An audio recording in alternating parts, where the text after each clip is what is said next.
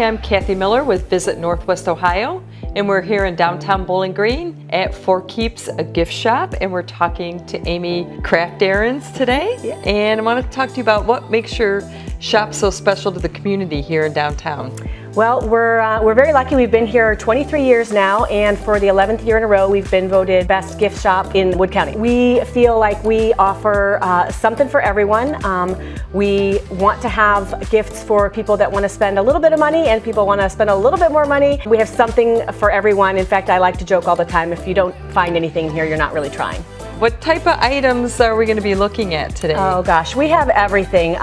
We have a lot of seasonal gifts, so if you're someone who loves Halloween, you love Christmas time, we always make sure that we have a huge selection of unique things that you're not going to find everywhere else. But we also carry great staples. Right now, a lot of jewelry and fashion and apparel is selling very well for us. We have functional gifts. We have a lot of kitchen items. We do things that are useful, things like soaps and lotions, candles. You know, sometimes people don't want another knickknack in their house, so they want something functional and useful that they can use up. But we have a little bit of everything. Like I said, if you can't find something in here, you're not trying.